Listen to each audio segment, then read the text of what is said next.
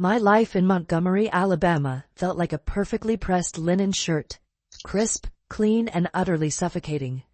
James, my husband of 10 years, was a creature of habit, a man who lived and breathed spreadsheets. He was a successful accountant, predictable as the sunrise, and about as exciting. Our evenings consisted of him buried in work emails while I flipped through glossy travel magazines, dreaming of faraway oceans and adventures he'd never understand. He'd glance up occasionally, a flicker of something akin to annoyance in his brown eyes, muttering something about frivolous spending if I lingered too long on a photo of a coral reef. He couldn't comprehend my fascination with the silent world beneath the waves. My passion for scuba diving was something he dismissed as a phase, a costly hobby that interfered with his meticulously planned schedule. The truth was, those underwater escapes were my only breaths of fresh air. Down there, surrounded by the vibrant hues of coral and the balletic dance of marine life, I felt alive. The weight of expectation, the stifling routine of our life, simply dissolved. It was a world he'd never bothered to explore, content to stay in his meticulously organized, landlocked existence. He'd offered to join me once early in our marriage, but spent the entire dive complaining about the pressure in his ears and the restrictive wetsuit. After that, my diving became a solitary pursuit, a secret world I rarely spoke about at home. The silence between us had grown wider than the ocean I craved, a vast expanse filled with unspoken resentments and unmet desires. It started subtly, this growing discontent, a flicker of irritation when he'd dismiss my dive logs with a wave of his hand. A pang of loneliness as he'd work late into the night, oblivious to my yearning for connection. It built slowly, like the pressure mounting in my ears as I descended deeper into the ocean's embrace. Then, one rainy Tuesday, flipping through the latest issue of Dive magazine, I saw it. A week-long scuba diving expedition off the coast near Gulf shores. The picture of a diver enveloped by a school of shimmering silver fish, bathed in the ethereal blue light filtering through the water's surface, was a siren call. I knew with a certainty that settled deep in my bones that I had to go. That night I broached the subject with James. He was, predictably, less than enthusiastic. "Another diving trip, Michaela?" He sighed, not bothering to look up from his laptop. "It seems like you've been spending a lot of time on this hobby lately." His tone, laced with that familiar dismissiveness, sent a wave of cold anger through me. "It's not just a hobby, James," I retorted, my voice sharper than I intended. "It's something I'm passionate about. Something that makes me feel alive." He finally looked up, his brown eyes narrowed in annoyance. "Alive? You're alive right here with me. We have a good life, Michaela, a stable life. Why can't you be content with that?" His words hung in the air, heavy and suffocating, like the linen shirt I felt trapped in. "Because stable isn't enough," I whispered, the words barely audible even to my own ears. I knew then, looking at the indifference etched on his face, that this trip wasn't just about diving. It was about reclaiming a part of myself that I'd lost somewhere along the way. It was about finding my own current, my own rhythm, outside the confines of our predictable, stagnant life. I booked the trip the next morning, a thrilling sense of anticipation bubbling beneath my skin. It was a small act of rebellion, a whispered promise to myself, a promise of something more. I packed my dive gear meticulously, each item a symbol of freedom, of escape. I even bought a new swimsuit, a deep teal one-piece that felt daring and liberating. As I zipped the suitcase closed, I couldn't shake the feeling that I wasn't just packing for a diving trip. I was packing for a new beginning. The salty air invigorated me as I stepped off the ferry onto the Gulf shores. The humid Alabama heat embraced me like a comforting blanket compared to the sterile air conditioning of our Montgomery home. I checked into my quaint beachfront hotel, the sound of crashing waves a welcome soundtrack to my newfound solitude. Later that afternoon I found myself at the dive center, a thrill of anticipation buzzing in my veins. The air smelled of salt water and neoprene, a familiar and intoxicating mix. I was about to join a group dive exploring a nearby artificial reef, a haven for marine life. As I adjusted my mask, I noticed her. She stood by the dive boat, effortlessly confident in her wetsuit, her fiery red hair pulled back in a practical braid. Her piercing green eyes scanned the group, and our gazes locked for a fleeting moment. Something about her intensity, the way she seemed to command the attention of everyone around her, made my breath catch in my throat. She introduced herself as Alice, the dive instructor. Her voice was husky and smooth, a surprising contrast to her athletic build.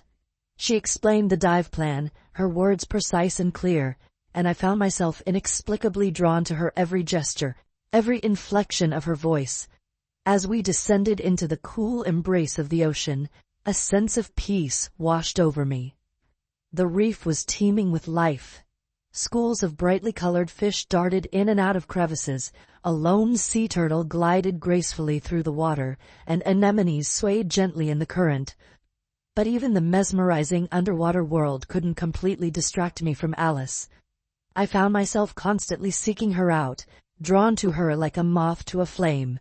She moved through the water with a powerful grace, her movements fluid and effortless. There was an unspoken connection between us, a shared understanding of the unspoken language of the deep. At one point, a strong current threatened to separate me from the group. Panic flared in my chest, but before I could react, Alice was there, her strong hand gripping mine, pulling me back into the safety of the group. Her touch sent an unexpected jolt through me, a spark of something I couldn't quite define. Back on the boat, the sun setting in a blaze of orange and pink over the Gulf, Alice and I found ourselves talking. We spoke of our shared love for the ocean, the thrill of exploration, the quiet peace found beneath the waves. She listened intently as I described my frustration with my landlocked life in Montgomery, the stifling routine, and the lack of understanding from James. Sometimes, she said, her green eyes fixed on mine, the greatest adventures are the ones we take to find ourselves. There was a depth to her words, a knowingness that resonated deep within me. We lingered on the deck long after the other divers had dispersed, our conversation flowing effortlessly from diving to dreams to desires. She spoke of her travels, her experiences exploring the oceans of the world, and her passion for marine conservation. I found myself captivated by her stories, by the fierce spark of life that shone in her eyes. As the last sliver of sun dipped below the horizon, she offered to buy me a drink at a nearby beach bar. It felt natural, easy to accept her invitation. As we walked along the sandy shore, the waves lapping at our feet, I felt a sense of connection, of belonging, that I hadn't realized I was missing. The evening air was balmy and soft, carrying the scent of salt, and something subtly floral, like Alice's shampoo. Over margaritas, our conversation continued to flow, the easy banter giving way to something deeper, more intimate. We talked about our fears, our vulnerabilities, our hopes for the future. It felt as though we were peeling back layers, revealing parts of ourselves we'd kept hidden for too long. By the time we parted ways, a promise to dive together again the next morning hanging in the air, I knew something had shifted within me. The pull towards this woman, this captivating stranger with the fiery hair and piercing green eyes, was undeniable. It was a feeling that both thrilled and terrified me. The next morning I met Alice at the dive center, a nervous energy thrumming beneath my skin. The casual ease of the previous evening had evaporated, replaced by a charged awareness of her presence. As we geared up for the dive, her hand brushed against mine, sending a shiver down my spine. The casual touch was a spark that ignited a fire within me, a fire that had long been dormant. Underwater, the world outside ceased to exist. Surrounded by the vibrant coral and the kaleidoscope of fish, I felt a sense of freedom, of weightlessness, that I'd never experienced before. Alice, beside me, moved through the water with an almost preternatural grace, her body a language I was only beginning to understand. We explored a sunken shipwreck, its skeletal frame teeming with life. As we swam through a narrow passageway, our bodies brushed against each other. It was a fleeting touch, barely perceptible through the thick neoprene of our wetsuits, but it sent a wave of heat through me. Over the next few days, our dives became a ritual. We explored hidden coves, swam with dolphins, and discovered the secrets of the deep. Each dive brought us closer, both physically and emotionally. We talked less, communicating through shared glances and knowing smiles, our connection deepening with each shared breath underwater. The surface world, with its complications and responsibilities, faded into the background. All that mattered was the here and now, the exhilarating freedom of the ocean, and the magnetic pull I felt towards Alice. I found myself thinking about her constantly, her captivating smile, her easy laugh, the way her emerald eyes sparkled with intelligence and passion. She ignited a desire within me that I'd long ago buried, a yearning for something more than the predictable monotony of my life with James. I felt alive in a way I hadn't in years, as if the ocean itself were awakening me. One afternoon, as we were exploring a particularly vibrant coral reef, I became separated from Alice in the swirling currents. A moment of panic gripped me, the fear of losing her sharp and sudden. I spotted her near a large formation of coral, her arm outstretched towards a delicate sea fan. She had drifted farther than I'd realized. As I swam towards her, a surge of emotion washed over me. It wasn't just relief, it was something far deeper, a recognition of a connection that felt both inevitable and terrifying. I reached her, my heart pounding in my chest, and we shared a look. It was a look filled with unspoken words, raw emotions that words couldn't fully capture. In that moment, surrounded by the silent symphony of the underwater world, she leaned forward and kissed me. The kiss was soft and tentative at first, a gentle exploration, and then, as if spurred by a shared urgency, it deepened. If there had been air to breathe, my gasp would have been audible. It was a kiss that tasted of salt and longing, a kiss that shattered the fragile walls I'd built around my heart. The world around us dissolved, the vibrant reef and the darting fish fading into the background as our lips met. It was a kiss that awakened something primal within me, a longing I had been denying for too long. When we finally broke apart, our eyes locked, I knew there was no going back. The surface world, with its constraints and expectations, could no longer contain the emotions that had been unleashed beneath the waves. We remained close for the remainder of the dive, our hands finding each other, fingers intertwining. The silent communication between us grew stronger, a current of unspoken desires pulsing between us. We ascended back towards the surface, holding hands beneath the last few feet of water before letting go, and even the sunlight felt different, charged with the forbidden thrill of our shared secret. Back on land, the world felt strangely distorted, the everyday sounds and sights heightened, almost surreal. The kiss, the electric current that had flowed between us beneath the waves, replayed in my mind in a continuous loop. I felt both exhilarated and terrified, the familiar landscape of my life suddenly unfamiliar, treacherous. The drive back to my hotel was a blur. I barely registered the swaying palm trees or the shimmering turquoise water.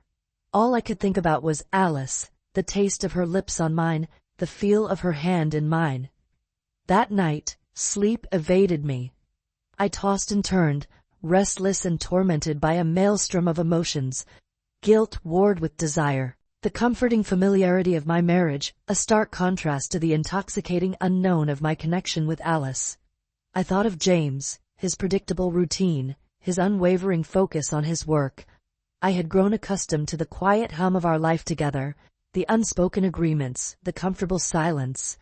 Now, that silence felt deafening, a vast chasm between us.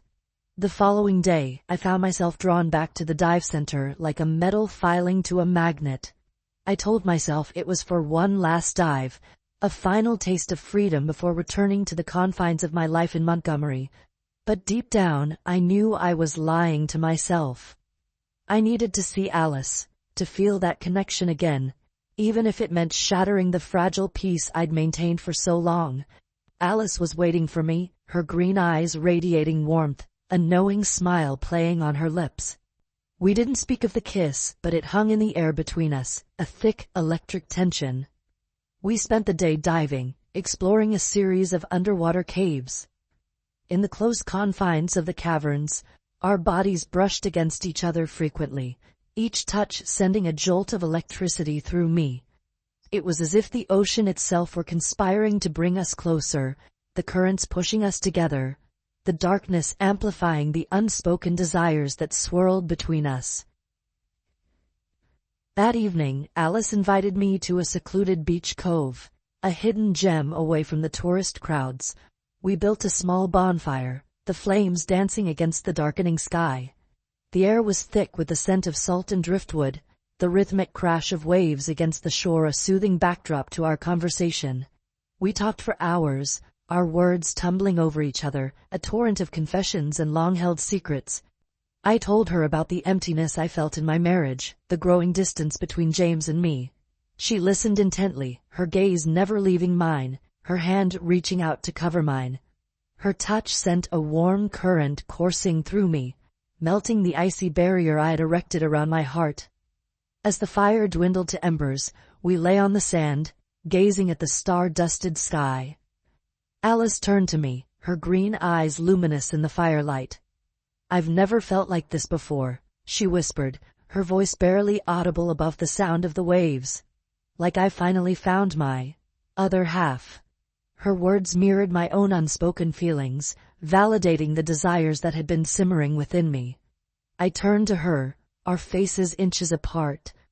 "Me neither," I breathed, and in that moment all my doubts, all my fears dissolved. We kissed, our lips meeting in a slow, tender exploration that quickly escalated into a passionate embrace. The world outside the cove ceased to exist. All that mattered was the heat of her body against mine, the taste of her skin, the intoxicating scent of her hair. Beneath the starlit sky, with the waves crashing against the shore, we made love, our bodies intertwined in a dance as old as time itself. It was slow, tender, and passionate, each touch a revelation, a discovery. We shed our clothes, her pale skin a luminescence in the twilight. My teal swimsuit, once a symbol of a solo journey, now felt like a prelude to this shared intimacy. It was an act of surrender, a letting go of the past and an embrace of the unknown. It was a union of two souls, two bodies finding solace and ecstasy in each other's arms.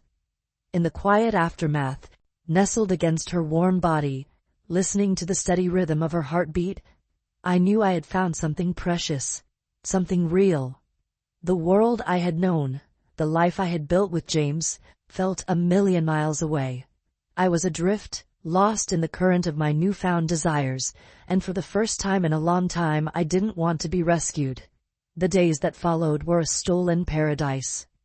I extended my stay in Gulf shores, lost in the intoxicating bubble of my new reality. The days were filled with diving, exploring hidden coves with Alice, our bodies intertwined both above and below the waves. The nights were spent in her arms, exploring the depths of our desires, our connection deepening with each shared touch, each whispered confession. It felt as though I had been living in black and white for years, and Alice had splashed a vibrant color onto my canvas. I felt alive, truly alive, for the first time in as long as I could remember. But even in paradise the real world eventually intrudes. The calls from James became more frequent, his tone shifting from mild annoyance to suspicion. "Michaela, your trip has been going on for quite a while now," he said one evening, his voice tight with barely suppressed anger. "When are you coming home?" His words were a stark reminder of the life I had left behind, the life I was now precariously balanced between. I need some more time," I stammered, the lie tasting like ash in my mouth. "I'm not sure when I'll be back." The silence on the other end of the line was heavy, laden with unspoken accusations. "Just come home, Michaela," he finally said, his voice weary. "We need to talk." Alice, sensing my growing unease, pushed me to confront the inevitable. "You can't keep living this double life, Michaela," she said, her green eyes filled with concern. "You need to decide what you want." Her words were both a challenge and an invitation, a call to embrace the truth of my desires. I knew she was right. I couldn't keep straddling two worlds, pretending to be one person while secretly becoming another. The thought of returning to my life with James, to the suffocating routine and the unspoken resentments, filled me with dread. But the thought of leaving everything I knew, of facing the unknown consequences of my choices, was equally terrifying. As I wrestled with my conflicting emotions, a bombshell dropped. One afternoon, while scrolling through social media, I stumbled upon a photo of James with another woman. They were at a restaurant, their bodies close, their smiles intimate. My stomach lurched, the image a sickening confirmation of my unspoken suspicions.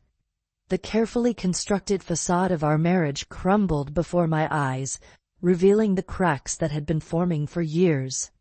The irony wasn't lost on me. While I was exploring the depths of my own desires, he had been seeking solace elsewhere. The anger that surged through me was a cleansing fire, burning away the guilt and indecision that had been plaguing me. I called James, my voice trembling with a mixture of rage and disbelief. "Who is she?" I demanded, the words barely a whisper. He didn't deny it. His confession was a mumbled, half-hearted apology, a pathetic attempt to justify his actions. He blamed my frequent absences, my obsession with diving, for his infidelity.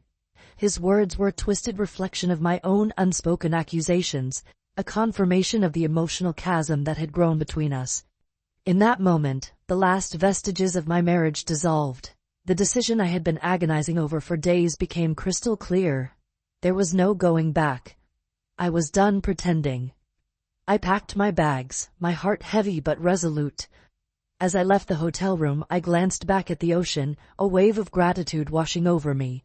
It was here, in the depths of the sea, that I had rediscovered myself, that I had found the courage to embrace my true desires. I drove to Alice's apartment, the setting sun painting the sky in hues of orange and purple, a promise of a new dawn. When she opened the door, her green eyes filled with concern, I fell into her arms, the tears I had been holding back finally flowing freely. "It's over," I whispered, my voice thick with emotion. "I'm staying." Her arms tightened around me, a silent promise of a new beginning. The fear of the unknown still lingered, but it was overshadowed by the exhilarating sense of freedom, the knowledge that I was finally charting my own course, riding the waves of my own desires. Moving in with Alice was like stepping into a different world. Her apartment, a cozy beach bungalow overlooking the Gulf, was filled with sunlight and the scent of salt water. It was a stark contrast to the sterile, predictable environment of my life with James. Here, surrounded by Alice's vibrant artwork and the eclectic collection of souvenirs from her travels, I felt a sense of belonging, a feeling of finally being home. We spent our days diving, exploring the coastline, and simply enjoying each other's company. The easy rhythm of our life together felt natural, effortless, as if we had been together for years. The charged silence of my marriage was replaced by laughter, shared secrets, and whispered desires. For the first time, I felt truly seen, truly understood. Alice didn't judge my passion for the ocean, she embraced it, sharing my enthusiasm for the underwater world. We were two souls intertwined, our lives flowing together like the currents of the sea. The initial euphoria, however, was soon tempered by the realities of disentangling myself from my previous life. The confrontation with James was unavoidable. I returned to Montgomery, the familiar streets and houses now imbued with a sense of melancholy. The house I had shared with James felt empty, echoing with the ghosts of our shared past. He was waiting for me, his face a mask of anger and resentment. "So, this is it then?" he asked, his voice laced with bitterness. "You're leaving me for her?" The unspoken word hung in the air, heavy with disapproval. "I'm leaving you because our marriage has been over for a long time, James," I replied, my voice surprisingly steady. "We've been living separate lives, going through the motions. This," I gestured between us, "isn't a marriage. It's a hollow shell." The anger in his eyes flickered, replaced by a flicker of something that looked suspiciously like hurt. He launched into a tirade, accusing me of being selfish, reckless, of throwing away everything we had built together. I listened patiently, letting him vent his anger and frustration. When he finally ran out of steam, I told him about the photo, about his own infidelity. The color drained from his face, his anger replaced by a look of shame. He tried to defend himself, to explain, but the words sounded hollow, even to his own ears. The conversation that followed was difficult, raw, and filled with unspoken resentments. We dissected the remnants of our marriage, laying bare the years of unspoken disappointments and unmet desires. It was a painful but necessary process, a final purging of the past. We agreed to separate, to begin the process of untangling our lives. The legal proceedings were surprisingly amicable, a testament to the mutual exhaustion that had settled between us. There was a sense of relief, almost a lightness, as we signed the final papers. It was the closing of a chapter, the end of a story that had long since run its course. I returned to Gulf Shores, a weight lifted from my shoulders. Alice was waiting for me, her arms open, her smile warm and welcoming. I fell into her embrace, the scent of salt water and sunshine enveloping me. "It's done," I whispered, my voice thick with emotion. "We're free." She held me close, her hand stroking my hair, her presence a soothing balm to my frayed nerves. We celebrated our newfound freedom with a quiet dinner on the beach, the setting sun casting a warm glow over the water. As we watched the waves roll in, our hands intertwined, I knew I had made the right decision. The road ahead wouldn't be easy, but with Alice by my side, I was ready to face whatever challenges lay ahead. The fear of the unknown had been replaced by a sense of anticipation, a thrill of embarking on a new adventure, hand in hand with the woman who had awakened my soul. The ocean, once a symbol of escape, had become a symbol of belonging, a place where I had found my true self, my true love. I was finally home. Just as I was starting to feel like I could finally breathe, like the storm clouds of my past life were finally receding, James threw a wrench in the works. The initial amicable separation dissolved as he decided to contest the divorce, claiming my newfound relationship with Alice as a sign of instability. A sudden lifestyle change that disqualified me from a fair share of our assets. It felt like a cruel joke. A final parting shot from a man who had never truly understood me. He painted me as a reckless, impulsive woman, swayed by a fleeting infatuation, completely ignoring the years of quiet desperation I had endured in our marriage. His lawyer, a slick, sharp-tongued man named Mr. Henderson, bombarded me with questions designed to portray me as an unfit partner, a flighty woman who had abandoned her responsibilities. He brought up my passion for diving, twisting it into a symbol of my selfishness, my disregard for the stability of our marriage. "Isn't it true, Mrs. Miller," he sneered, "that you frequently abandoned your husband for weeks at a time to pursue this hobby?"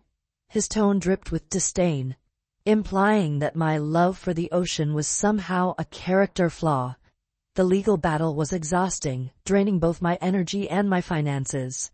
Depositions, interrogatories, and court appearances became my new routine, replacing the peaceful rhythm of my life with Alice. The stress was relentless, a constant weight pressing down on me. The joy I had found in my newfound freedom was overshadowed by the anxiety of the ongoing legal battle. Alice was my rock, my constant support throughout the ordeal. She attended every court hearing, her presence a silent strength in the sterile, intimidating environment. She held my hand during the grueling depositions, her reassuring touch a reminder of the love that had brought me this far. But even her unwavering support couldn't completely shield me from the emotional toll of the proceedings. James, fueled by resentment and a desire for revenge, seemed determined to make my life as difficult as possible. He challenged every aspect of the divorce settlement, from the division of our assets to the custody of our beloved golden retriever Sandy. He even went so far as to contact my employer, attempting to discredit me professionally. His actions felt petty, vindictive. A final attempt to exert control over a life he no longer had a claim to.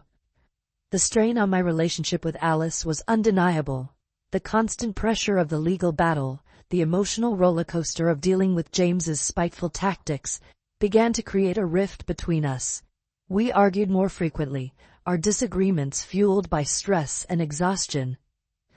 The easy intimacy we had shared during those first few weeks in Gulf Shores was replaced by a tense, unspoken anxiety. One evening, after a particularly grueling deposition, I broke down. The tears I had been holding back for weeks finally flowed freely, a torrent of frustration and fear. "I can't do this anymore, Alice," I sobbed, my voice thick with despair. "He's trying to destroy me. He's trying to take everything away from me." Alice held me close, her arms a comforting warmth against the chill of my fear. "He won't win, Michaela," she whispered, her voice soothing and firm. "We'll fight this. We'll get through this together." Her words were a lifeline, a reminder of the strength of our bond. I clung to her, drawing strength from her unwavering support. I knew she was right. I couldn't let James win. I couldn't let him take away the happiness I had finally found. I had fought too hard, come too far, to let him drag me back into the darkness of my past. I wiped away my tears, a renewed sense of determination hardening my resolve. I would fight for my future, for my happiness, for the love I had found with Alice. I would not be broken. The final court hearing was a blur. The sterile courtroom, the hushed whispers, the judge's impassive face, it all felt surreal, like a scene from a movie I wasn't a part of. Mr. Henderson, James's lawyer, continued his relentless attack, painting me as an unstable, impulsive woman who had abandoned her marriage for a fleeting infatuation. He presented distorted versions of events, twisting my words, manipulating the narrative to fit his client's agenda. I listened to his accusations, my heart pounding in my chest, my hands clenched tightly in my lap. The fear was still there, a knot of anxiety in the pit of my stomach, but it was overshadowed by a steely resolve. I had come too far to let him win. When it was my turn to testify, I spoke with a quiet strength I hadn't known I possessed. I told my story, my truth, unflinchingly. I spoke of the years of quiet desperation in my marriage, the growing distance between James and me, the suffocating feeling of being trapped in a life that wasn't my own. I spoke of my passion for diving, not as a selfish escape but as a lifeline, a way to connect with a part of myself that had been dormant for too long. And I spoke of Alice, not as a fleeting infatuation, but as the woman who had shown me what it meant to be truly loved, truly seen, truly alive. My voice wavered at times, thick with emotion, but I didn't falter. I looked directly at the judge, my gaze steady, my words clear. I told him about James's own infidelity, the hypocrisy of his accusations, the pain he had inflicted. When I finished, a heavy silence settled over the courtroom. The judge, his face still impassive, looked down at the documents in front of him. The minutes that followed felt like an eternity, each tick of the clock amplifying the tension in the room. Finally he looked up, his gaze sweeping over the courtroom. "The court finds in favor of the plaintiff," he declared, his voice firm and clear. A wave of relief washed over me, so intense it almost brought me to my knees. Alice squeezed my hand, her touch a silent celebration of our victory. The legal battle was finally over. I was free. The months that followed were a period of healing, of rebuilding. I sold the house in Montgomery, severing the last tie to my past life. I poured my energy into my work, finding solace in the familiar routine, the sense of accomplishment. And I focused on my relationship with Alice, nurturing the love that had blossomed amidst the turmoil. We moved to a larger house on the coast, a place filled with sunlight and the sound of the waves. We decorated it together, filling it with our shared memories, our hopes for the future. The scars of the past remained, faint reminders of the battles we had fought, but they were overshadowed by the vibrant colors of our new life together. We continued to dive, exploring the wonders of the ocean, our shared passion a constant source of joy and connection. We adopted a stray dog, a scruffy terrier mix we named Charlie, who quickly became a cherished member of our family. And we built a life together, a life filled with love, laughter, and the endless possibilities of the open sea. One evening, as we sat on our porch, watching the sunset paint the sky in hues of orange and pink, Alice turned to me, her green eyes shining with love. "You know," she said, her voice soft, "I never thought I'd find this kind of happiness." I took her hand, intertwining my fingers with hers. Me neither, I whispered, my heart overflowing with gratitude.